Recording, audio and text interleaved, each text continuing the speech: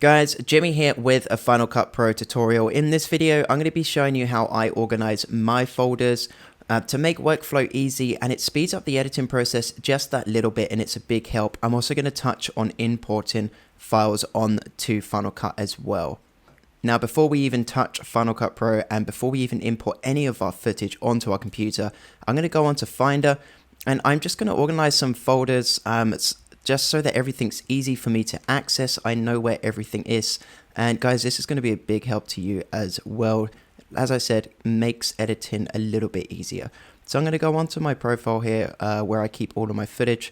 I'm going to create a new folder and I'm just going to call this import files. And inside that file, I'm then going to create a bunch of other folders. So I generally record with a Canon 80D. So I'm going to name that one Canon. I sometimes record with a GoPro as well. Even though I take photos on my Canon, I still like to have them in a separate folder. I might have some music in the project and I might have some sound effects in the project as well.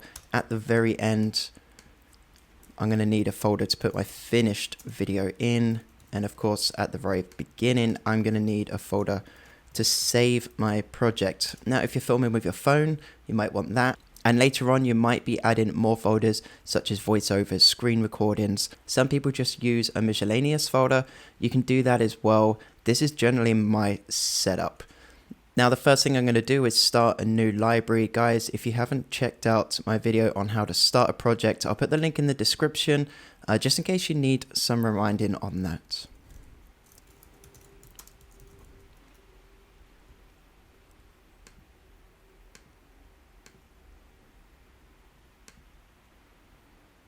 And I'll save the library in my project folder here. So this is our library, and underneath our library is where we put all of our footage, our photos, our music. This is where everything is going to be, including our timeline or the project timeline. So the first thing I do is I get rid of Smart Collections because it's something I don't use and it just gets in the way. So I'll just delete folder.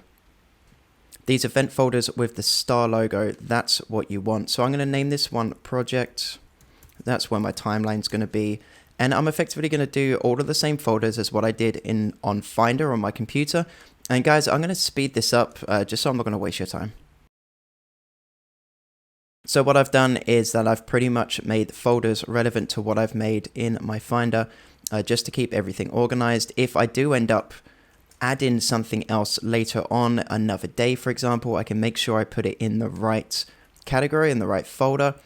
Next thing I'm going to do is I'm going to create my timeline or my project timeline. We can either click new project or we can go to file, new project, or command and N on your keyboard. And I want to make sure it goes into my project folder. I'm going to give it the same name as what I've done with the others.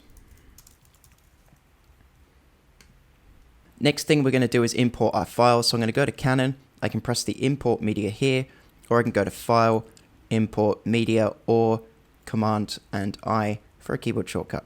Now I'm going to choose something that I filmed back in lockdown, my typical day in lockdown. Under video, I know I only used my Canon camera, so I know all of this is Canon. So what I'm going to do is I'm going to bring them all in. I'm going to click the very top one. I'm going to scroll all the way to the bottom. I'm going to hold shift and click, and that selects all the files in that one folder. Now, before we import our footage, we got this sidebar here that makes it feel a little bit daunting, looks a little confusing, but I'm going to walk you through it just so you feel a little bit at ease. Now, the very top one here is telling us which event folder this is going in. Now, I showed you it's going into my Canon folder, but let's say we pressed that by mistake and we wanted to go with GoPro instead. We can certainly change that. I know I want it to go in my Canon. If we are importing something that we forgot to create an event for, then we can create a new event just by ticking here, giving it a name, and then make sure it goes under the right library. Now, when it comes to files, you want to leave your files in place because when you import your files, it's not going to transfer everything into Final Cut. It's going to be working off your Finder or off your computer. So where we saved our footage, it's going to be working from here. It's not going to duplicate anything. It's not going to double up. It's not going to take up all of your storage. So that's your better option. When you do copy to library, that is going to double audio files, and it's going to take up a lot of storage. So if you want to save space, then stick with leave files in place.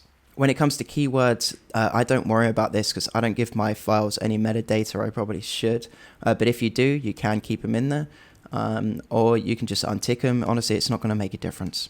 Audio roles, I'm going to keep out automatically. I'm not going to change this. When it comes to transcoding, keep create optimize media tick. It transcodes your footage to ProRes codec, which is what Final Cut uses. And we're going to keep create proxy media unticked. What this does is that it helps for faster rendering. And this definitely works if you're doing bigger projects. If you're doing small projects, I'm going to keep it unticked. I don't need to worry about that. I'm going to completely leave this last section as it is. I'm not going to worry about that either. And I want to close this window after I've imported my selected items. So import selected, and that's going to go into my event folder. Once that's all done, you can then skim through your footage and you can click and drag exactly what you want to go into your timeline, and then you are all ready to go. Guys, there is a suggested video on your screen right now about tips on how to use the magnetic timeline. I certainly recommend watching that. Otherwise, I will catch you in the next one.